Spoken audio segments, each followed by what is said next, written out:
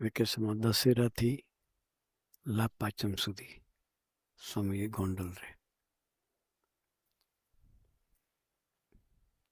દશેરા પહેલાં સાયકલમાં પહોંચી જઈએ. ઠેઠ અન્નકૂટ સુધી રોકાતા. એ સમયમાં કોણ જાણે કેમ કોઈક વિચિત્ર મૂંઝવણ ઊભી થઈ. જેથી સ્વામી પાસે જવાનું દિલ નહોતું થતું. બાપા પાસે દરેક વ્યક્તિને જીવનમાં સ્ટ્રગલ આવે. સ્વામીજી કે મને પોતે પોતાના જીવન દર્શન આપણને કરાવે છે કે સ્વામી પાસે જવાનું દિલ નહોતું થતું. હૈયામાં ભયંકર ભૂંડા વિચારો અને વિચિત્ર અવસ્થા જેવું અંદર ઊભું થઈ ગયું.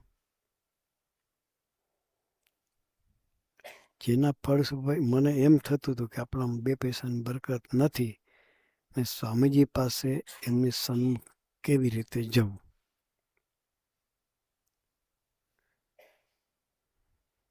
આપણને આપણો નાનો કચરો થાય દેખાય એટલે થાય કે ત્યાં કયા મોઢે જવું. આપણને એવું થાય તો શું થાય? સેવામાં ગીવ અપ કરી દી. હા, ભજન અભરે ચડાવી દઈએ. પૂજા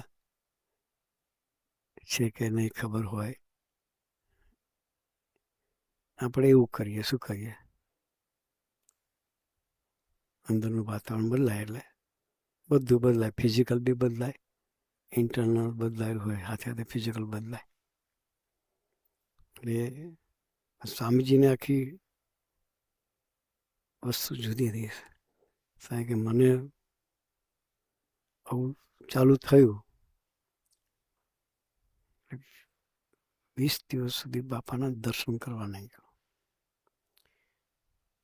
આપણે તો ગોષ્ઠી જતી રહ્યો. ટેન્શન ચાલતું હતું એના બી હે ટેન્શન ચાલતું હોય તો અહીં બેસીએ. કારણ કે બાપા સવારે મંગલ પ્રવચન કરે. પેલા નજીકમાં બેસતો હતો, પછી છેલ્લે બેસવું. પ્રવચન સાંભળીને જતો રહું.